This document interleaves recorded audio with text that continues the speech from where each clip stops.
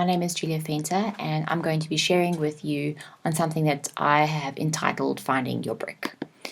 The main purpose of this presentation is just to share with you some of the lessons that I've learned on this research journey, and hopefully they'll be able to help you going forward in yours.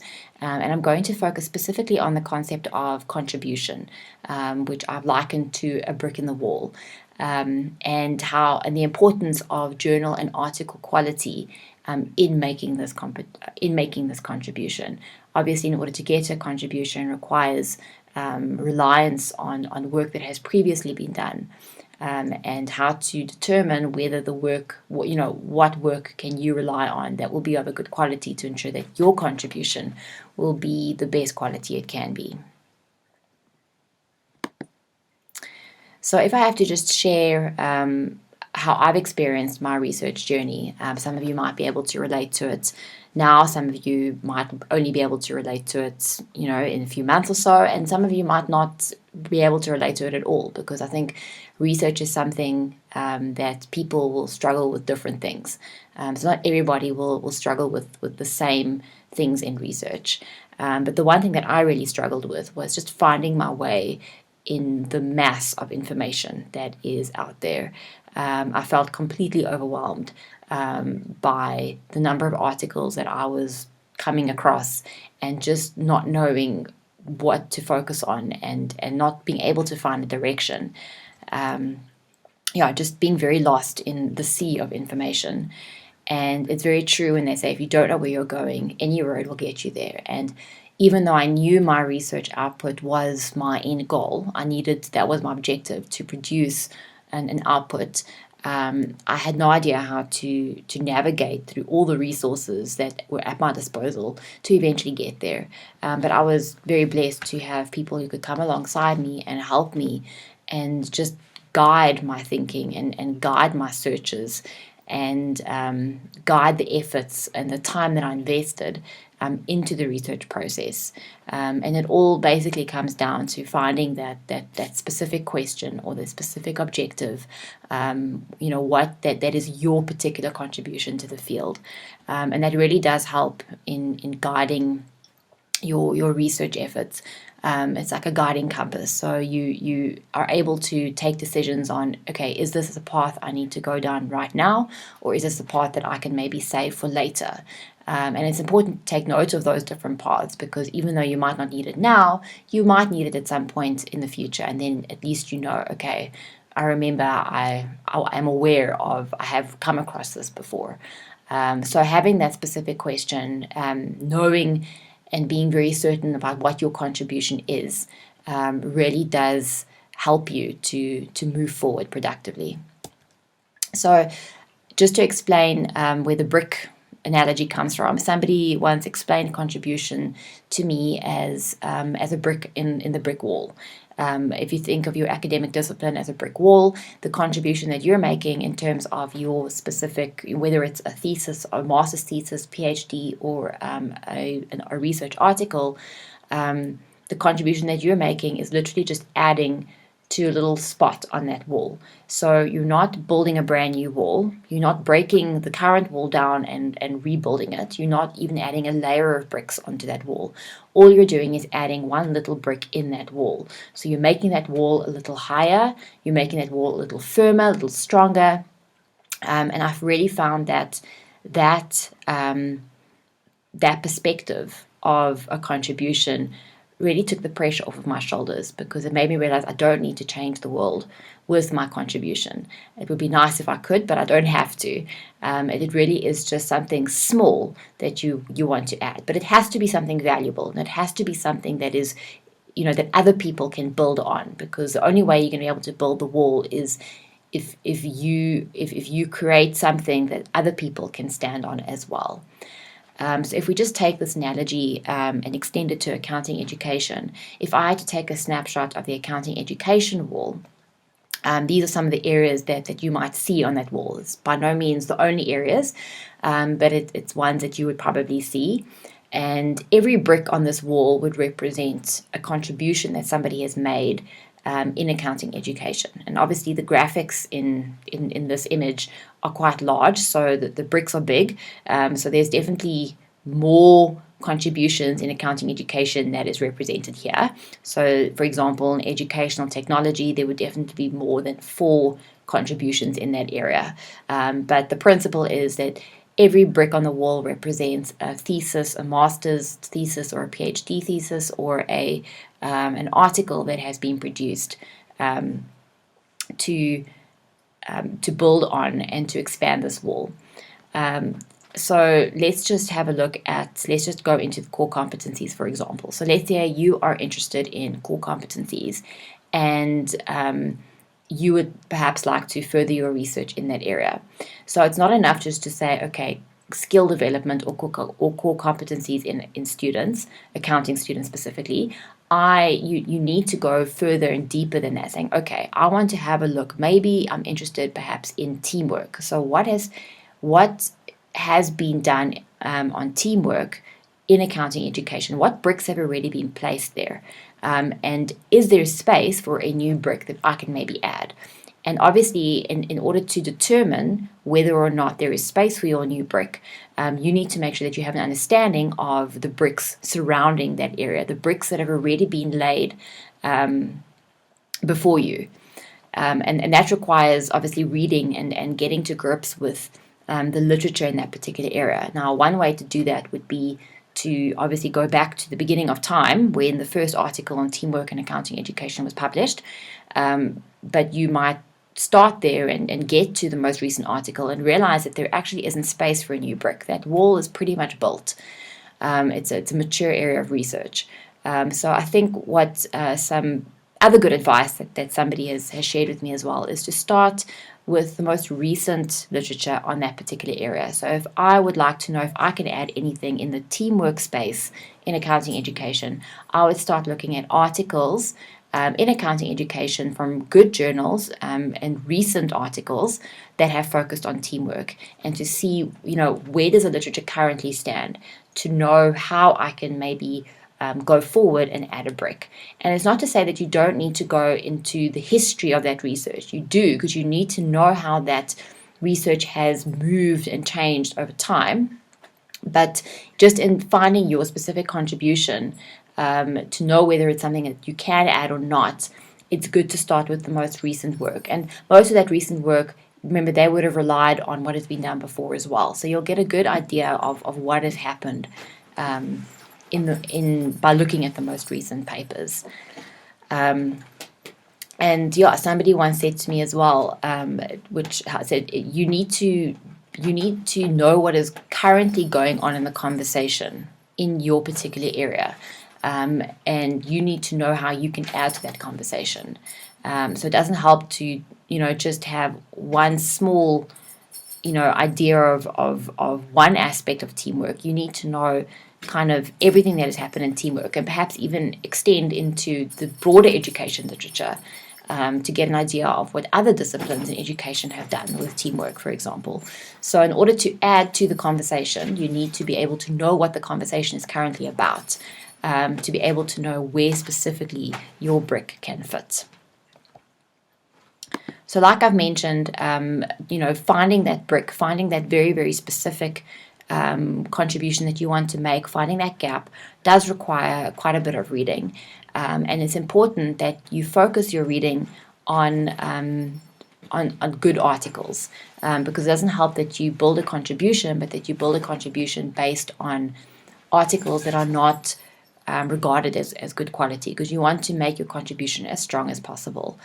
So what is a good journal? How do you know if a journal is good? And obviously, if it's good, it will be widely read. How many citations has it received? What is the general reputation of the article, of the journal? And luckily, to assist us in answering these questions, there are different indicators that can help us in assessing the quality of a journal. So, for example, you might have heard of some of these before. There is something called the Journal Impact Factor. There is something called the Skymaker Journal Rank. There is something called the H Index. There are others as well. I'm just listing these three. And I'm not going to go into the detail of how these indicators are calculated, but basically it boils down to citations within a period of time.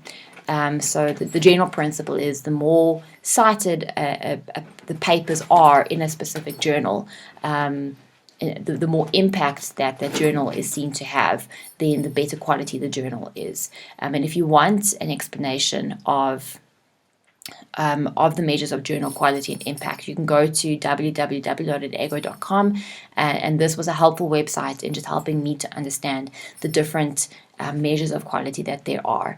And just a word on this over here.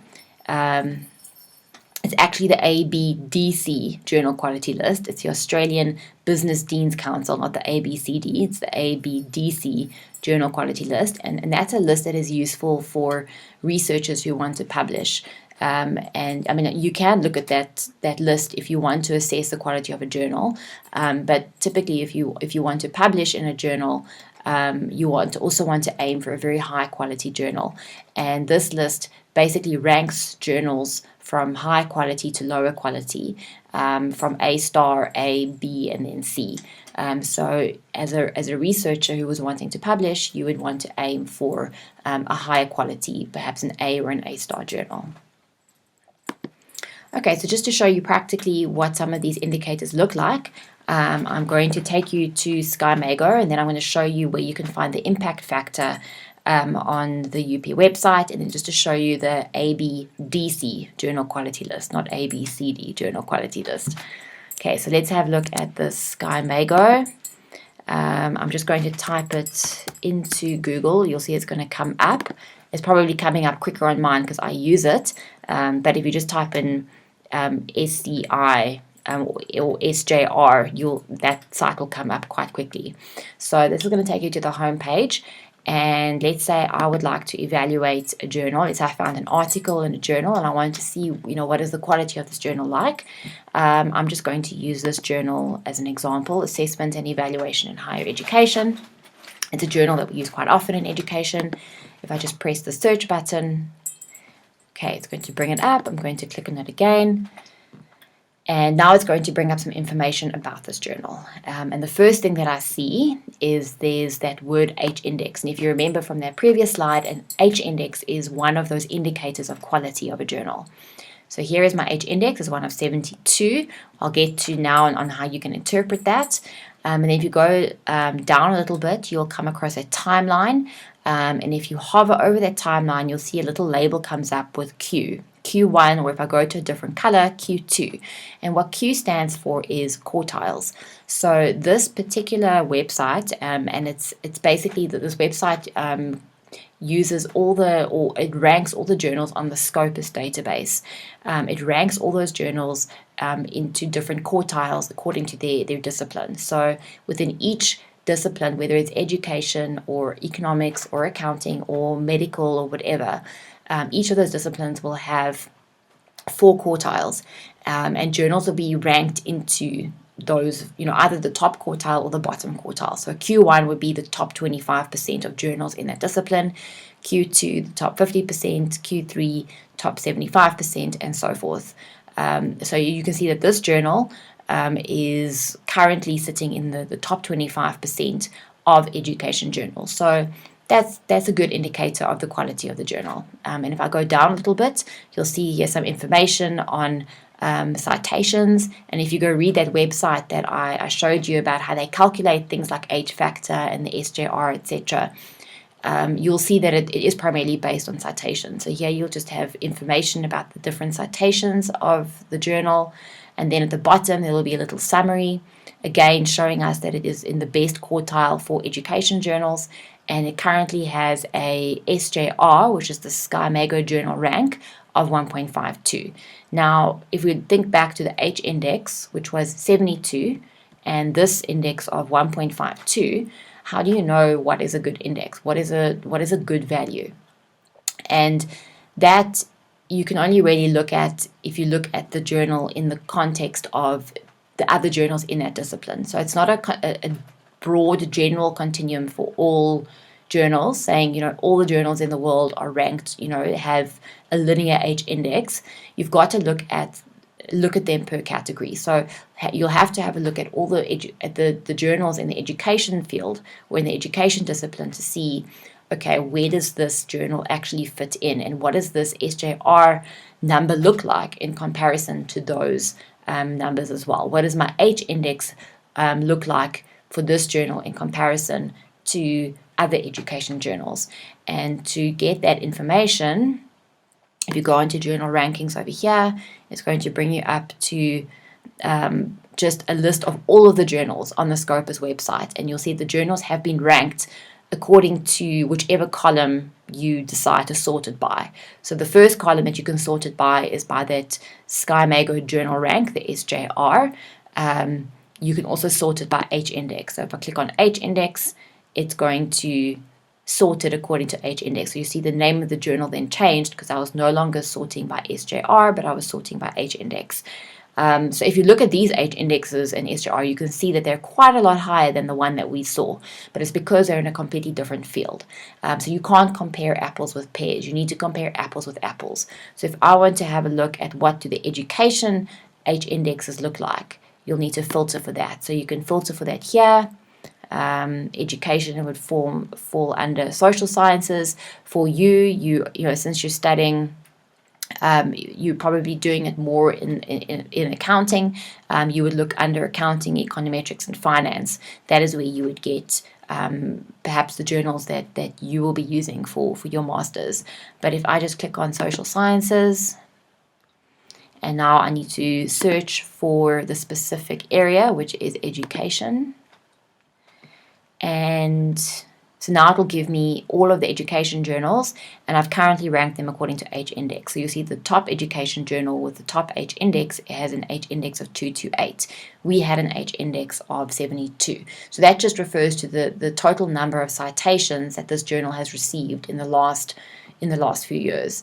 So this journal has received more citations than the assessment and evaluation education. And if we look according to the SJR,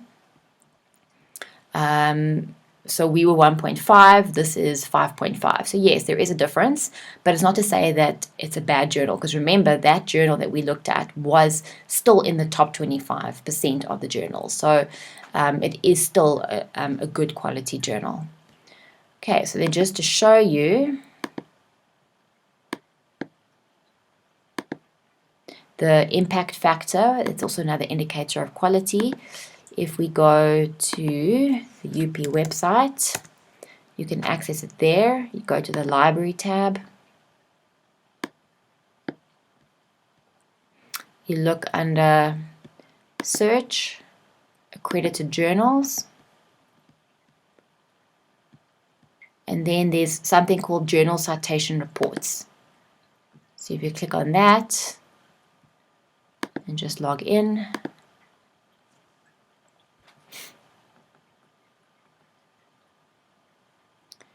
and if we search for that same journal, assessment, it should pick it up.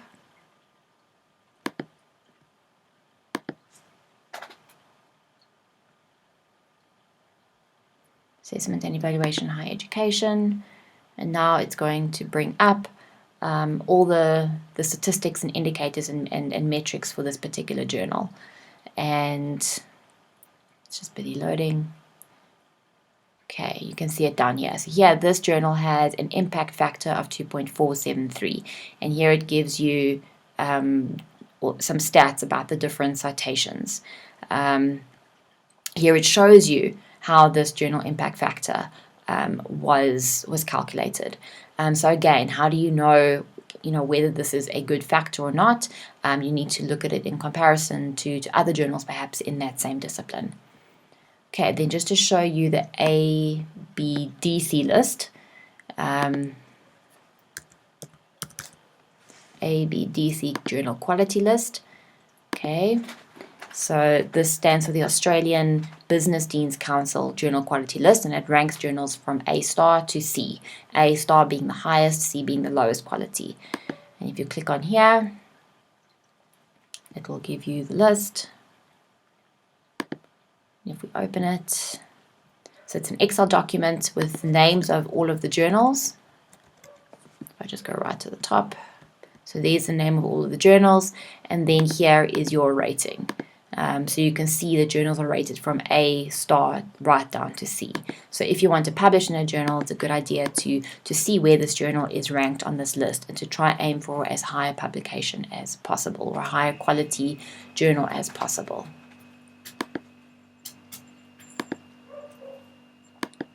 Okay, then just some practical tips to help you find your contribution. So it's a good idea, and once you start reading, you will have a good idea of who the main authors are in your field, and a lot of them are present on social media and other platforms. So try see if you can find them on Twitter or on ResearchGate. It's just a nice way of keeping up to date with what they are doing in their field, because they will share what they were doing, and yeah, you'll be firsthand. Just be able to first-hand communication as to what is the latest trends in terms of what they're doing. You can also sign up for journal alerts in any journals. If you find a good journal that you know is maybe a journal that is quite a prominent one in your particular area, you can sign up for alerts, and then they will send you then journals, new articles that have been published in that journal, and you can even filter it specifically to just let them send articles maybe based on a specific author, or maybe based on a specific topic that you want to get the updates on. And then when you're reading as well, it's a good idea to focus on, remember, you're trying to find that gap in the literature, that specific brick that you can add to the wall. And that's why I said look at recent papers, because many recent papers, well, all articles, at the end of the article has future research suggestions saying, okay, we were not able to do this, but we can suggest that researchers in the future can maybe look at X, Y, Z. And maybe your contribution can come from one of those suggestions. So have a look at those.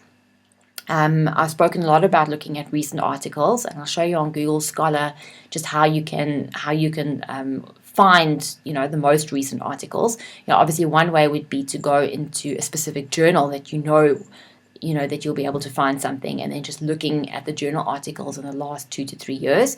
But let's say you don't really have a journal that you want to look at, so you just type your area into Google Scholar and see what comes up with. So I'll just show you what that looks like. So let's just go back into the library home, Google Scholar. I'm just going to type in something that I've been working on, team innovation, comes up immediately. If I click on that, so here it's going to give me all the articles on team innovation, regardless of date. So you see it's sorted by relevance. So the one thing I can do is say sort by date, so that it's going to give me the most recent articles in that particular field. But you can also sort according to, okay, I want everything since 2019, I want everything since 2016, or I want maybe a custom range. So you can say 2017 to 2020 if you want to. So it'll bring up all articles that were published in that specific time period for that particular topic. And so if you find an article that looks relevant, obviously you need to now assess, can I maybe use this article? And that's where looking at the journal name, so for example that, or that, you can use that Skymaker journal rank to assess the quality of that particular journal. So if you find an article here, you can still, and citations is also a good indication of how good that article is, or just the impact of that article rather, should I say. Another way that you can also do it is, I'm just going to go back to sort by relevance. Okay, anytime. So this is the first article that came up. And they're saying, okay, this has 655 citations. So it seems to be quite a good article. If I do a search on that particular journal, I might see that that's probably also a really good journal. But now the date of this article is 2008. So it's not to say that I'm never going to look at this article, that I don't want this article. But obviously you want, in terms of finding your contribution, and even in building, once you have your contribution and you're building your literature review and your method and so forth, you do want, it doesn't help that you use articles that are very old, because things might have changed. So you want to look at, what have people been saying about this recently. So if you click on the cited by, it's going to give you a list of all the articles that have been published, all the articles that have cited, all the authors that have cited this particular article that you found. So this particular article has been cited by all of these different authors. So you can quickly scan and also filter according to time period for articles that, recent articles that might impact your research.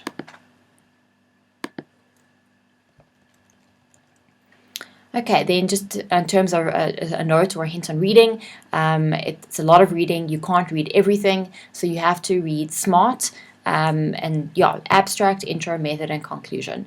And you will get some articles, especially if they're very key articles. It will be a good idea to read those. Not to say that you mustn't read articles at all in their entirety, but especially, articles that are just building on to certain aspects of your research.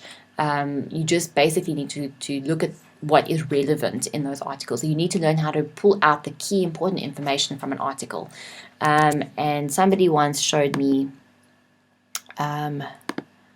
something that I found quite helpful, just to keep track of it, because it's difficult to, and I mean, everybody learns differently. So maybe you are able to retain knowledge by just reading it, but most people need to write or summarize or to process it in some way.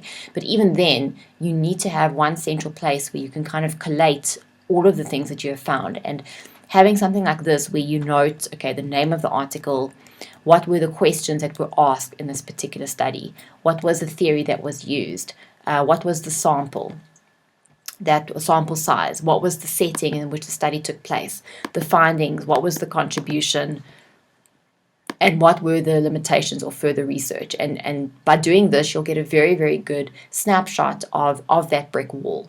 And you'll be able to easily find, or to be able to find much more easily, the brick that you can add to that wall. And then, read regularly. And that just brings me to my closing point, is that working on research, whether it's a PhD or a master's or writing an article, is definitely not an upward trajectory to success. It is a process that sometimes you will find you're taking, one step forward and 10 steps back, and maybe six going round in circles 6 times all in the same day. And it's very easy to feel that you're not moving forward. And it's even easier to stop because you're just so overwhelmed by it. And I think as human beings, we tend to avoid things that are uncertain or things that are not sure. And especially in accounting, we like things to be right or wrong, black or white. We don't like gray areas of uncertainty. And research really is just one big gray area of uncertainty. And it's very subjective. And I think because of that, we tend to avoid it because it makes us feel uncertain. But I just want to encourage you to not avoid it and to work on it consistently. Because even if it feels like you're in the middle of a mess and you are making no progress or you're going around in circles, if you've been working consistently and you take a step back, you will see that you actually have made progress. Just to encourage you to work on it regularly as often as you can, and just keep moving forward. Just keep making small incremental steps forward. Thank you very much. I hope that this was helpful, and all the best for your research for the rest of the year, and enjoy the rest of the Accounting Education Week. Thank you.